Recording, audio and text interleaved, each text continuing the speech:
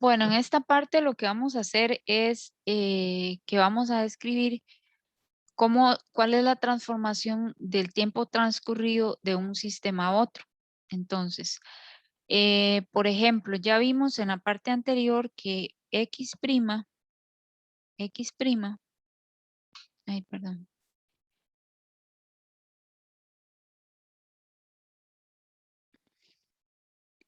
X' es igual a X menos U por T sobre la raíz de 1 menos U cuadrado sobre C cuadrado.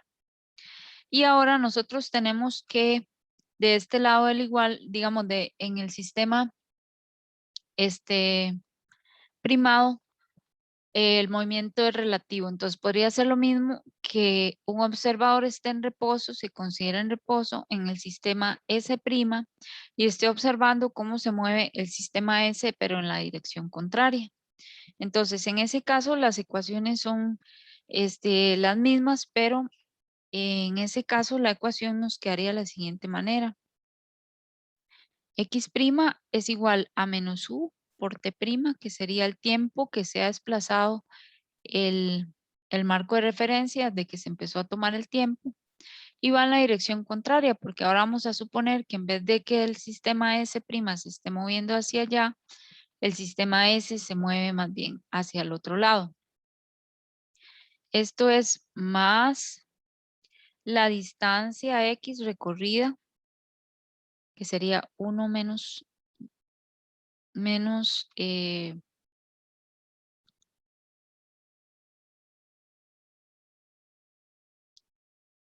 menos U cuadrado sobre C cuadrado. Entonces, en este caso que tenemos aquí, el observador en reposo siempre observa una distancia menor, ¿verdad? La distancia contraída. Y también observa que el eje S se mueve con velocidad con velocidad constante hacia la izquierda. Entonces, como estas dos ecuaciones son equivalentes, las vamos a igualar. Vamos a poner aquí X menos U por T entre la raíz de 1 menos U al cuadrado sobre C al cuadrado es igual a U a menos U por T' más X por la raíz de 1 menos U al cuadrado sobre C al cuadrado.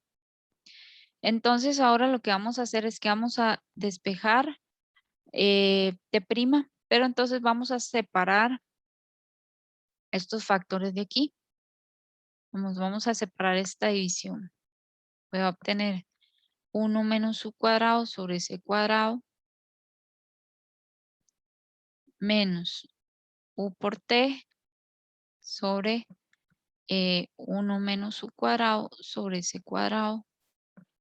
Y este que está aquí sumando lo paso aquí a restar menos la raíz de 1 menos U cuadrado sobre C cuadrado. Y esto va a ser igual a menos U por T'.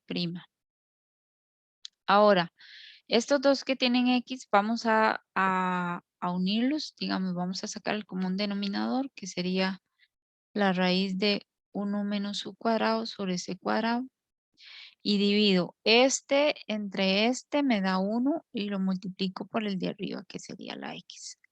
Luego divido este factor entre 1, me da el mismo factor y lo multiplico por el de arriba. Entonces me queda menos X por la raíz de 1 menos U cuadrado sobre C cuadrado.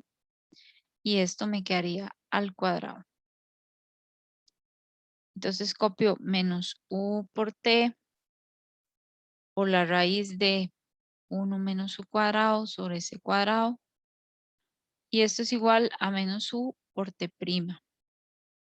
Entonces, ahora vamos a hacer el álgebra de esta parte de aquí.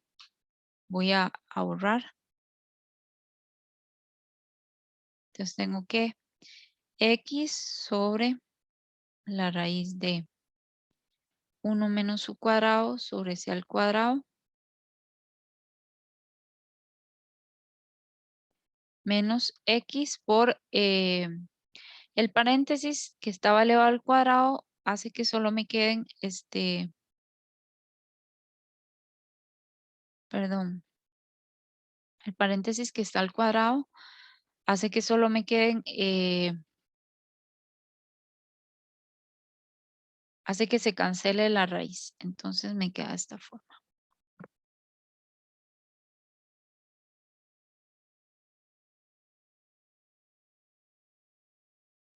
Y esto es igual a menos u prima por t prima. Ay, perdón. Menos u por t. U prima no existe. Entonces ahora yo voy a hacer el siguiente paso algebraico, que es que voy a multiplicar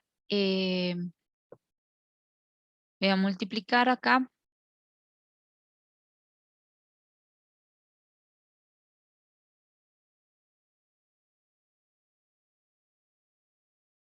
este por este y este por este.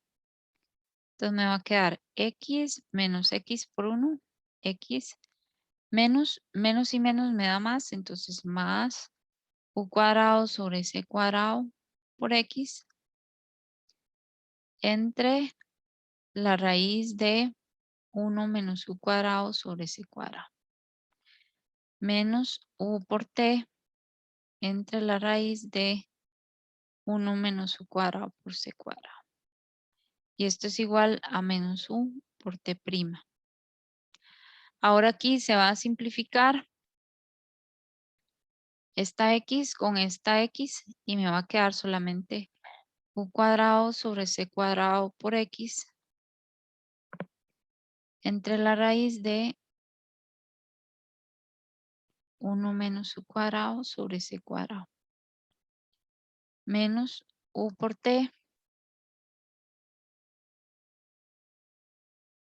sobre 1 menos u cuadrado sobre c cuadrado. Y esto es igual a menos u por t prima.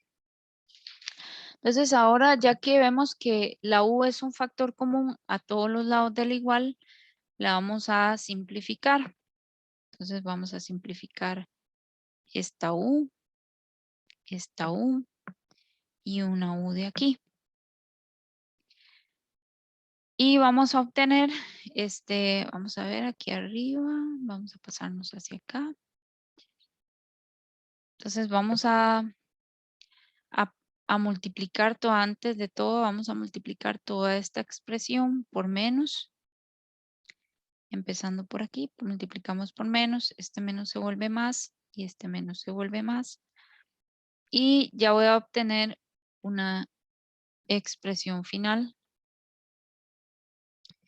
que sería igual, vamos a ver, a t' sería igual a t menos u cuadrado sobre c cuadrado por x entre la raíz de 1 menos u cuadrado sobre c cuadrado.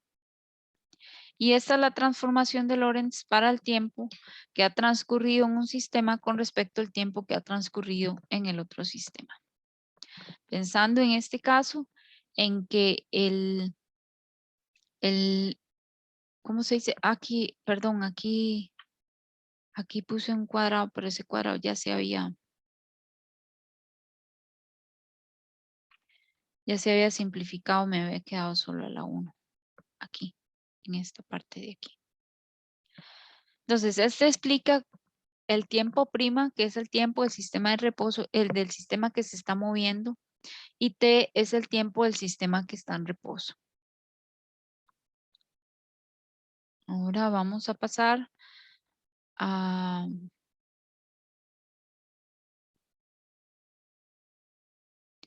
continuar con las transformaciones de Lorentz para la velocidad. Entonces voy a compartir mi pantalla.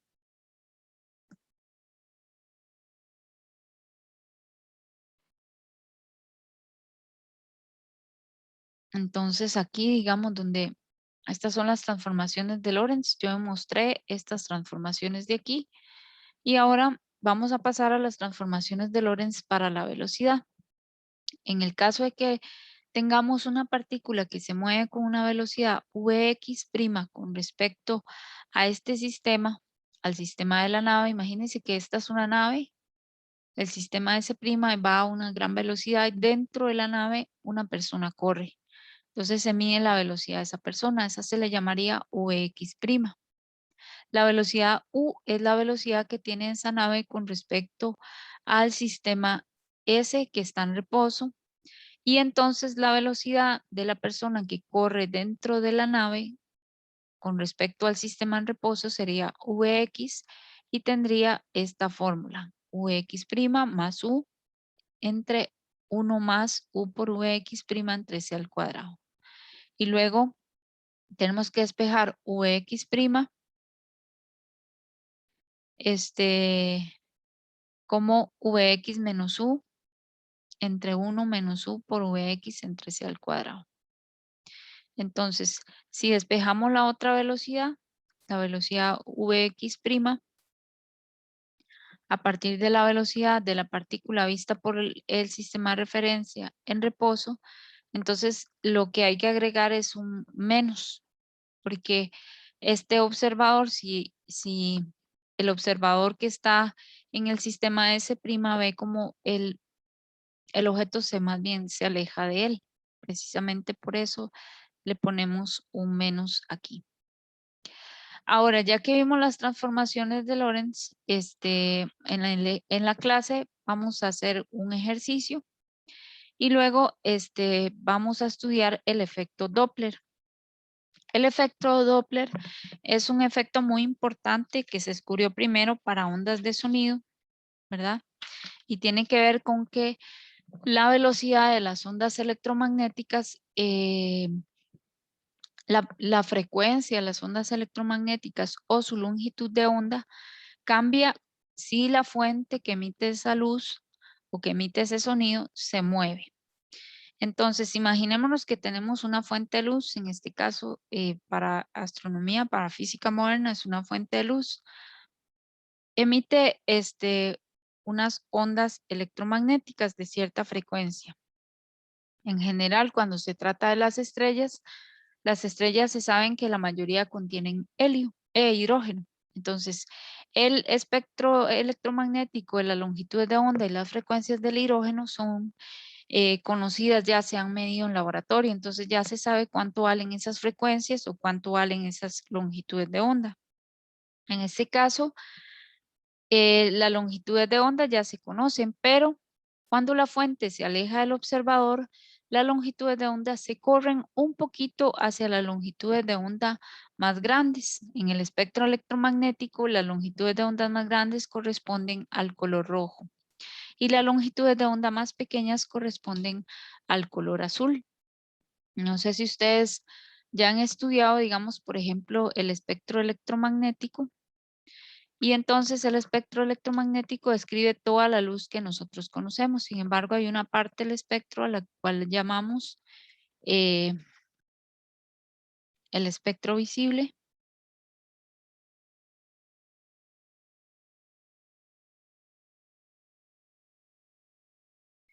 Y que va desde los colores azul, que tienen longitudes de onda, lambda, de 300 nanómetros. El verde, por ejemplo, es el centro del espectro electromagnético y tiene longitudes de onda de 550 nanómetros. Y el color rojo, que son las longitudes de onda más largas, son de 600 nanómetros. Entonces, este se llama el espectro visible. Es lo que son los colores del arco iris. Nosotros sabemos que la longitud de onda está relacionada con la frecuencia a través de esta fórmula, donde C es la velocidad de la luz. Entonces, nosotros podemos intercambiar de frecuencias a longitudes de onda.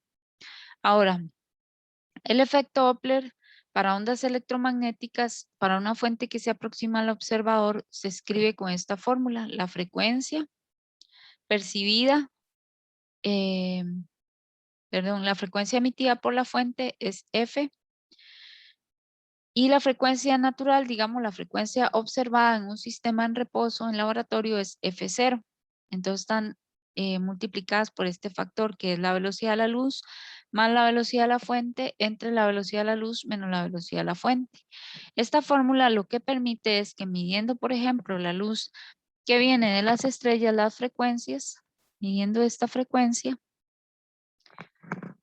se puede determinar y conociendo la frecuencia, por ejemplo, de los elementos que contiene esa estrella, se conoce cuál es la frecuencia de emisión de esos elementos, entonces podemos determinar la velocidad de esa estrella, en este caso de la física moderna.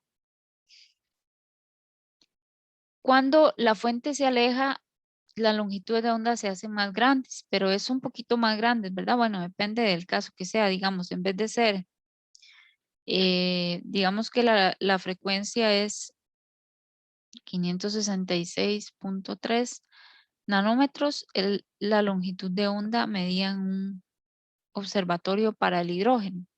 Y si la longitud de onda se corren al rojo, la longitud de onda que corresponde a la emisión del hidrógeno sería un poquito más grande, que puede ser, por ejemplo, 700.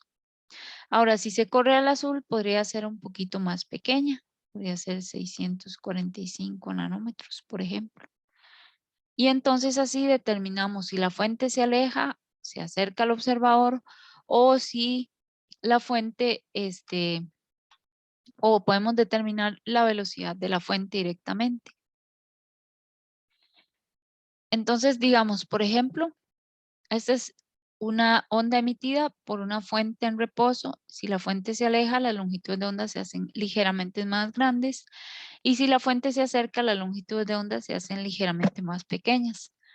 Esta es la fórmula de esta cantidad que se denomina Z, que se llama corrimiento Doppler. El corrimiento Doppler nos dice, digamos, qué tan grande es la desviación de la longitud de onda con respecto a la longitud de onda medida en el laboratorio. Este valor no tiene unidades y esta es la fórmula para la velocidad. Si ustedes se dan cuenta, esta es, digamos, si la fuente se aleja, esta es la fórmula para la fuente que se aleja. Y si la fuente se acerca, pues ya ahí tenemos esta otra fórmula que lo que tienen cambiado son los signos. En 1920, el científico astrónomo Edwin Hubble publicó una serie de resultados que mostraban que la luz que emitían varias galaxias estaba desplazada al color rojo del espectro. Él demostró además que el corrimiento al rojo se incrementa con la distancia. Entonces él demostró que la luz de las galaxias, las longitudes de onda que se medían en reposo, de los elementos que están en esas galaxias, esas longitudes de onda que correspondían a esos elementos estaban corridas hacia el color rojo. Y entonces, digamos, esto es lo que se ve, digamos, es como un cierto corrimiento. Él podía determinar podía medir las velocidades de esas galaxias y determinó que las galaxias que más se corren son las galaxias que se alejan más rápido. Él demostró que hay una ley que se llama la ley de Hubble, ¿verdad? Cada puntito representa un punto, un par de datos de una galaxia, datos de distancia con respecto a su velocidad. Él demostró, midiendo la velocidad por efecto Doppler, que a mayor distancia las galaxias se desplazan a una mayor velocidad, siendo esta la primera evidencia del Big Bang. ¿Por qué? Porque si todo se está alejando, eso quiere decir que en algún momento todo se estaba comprimido en un solo punto. En realidad, la expansión del universo ya había sido propuesta teóricamente por el científico francés y sacerdote Joseph Lemaitre. Cuando Lemaitre conoció a Einstein, le mostró sus ecuaciones del universo, pero Einstein pensaba que el universo era estático y no se expandía.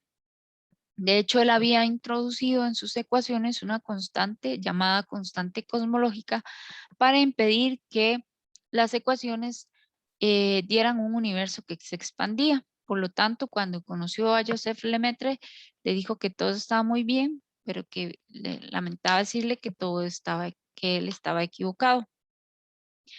Entonces, años después, él conoce a Edwin Hubble o conoce su ley y se da cuenta Einstein de que él mismo se había equivocado, que el universo físicamente sí se expande. Una de las evidencias del Big Bang es el efecto Doppler y el corrimiento al rojo de las galaxias. Las galaxias se expanden con mayor velocidad entre más lejos estén. Entonces quiere decir que todo estuvo comprimido en algún momento. Y por eso es tan importante el efecto Doppler en la física moderna, ¿verdad? Porque aquí ya empiezan las teorías de evolución del universo.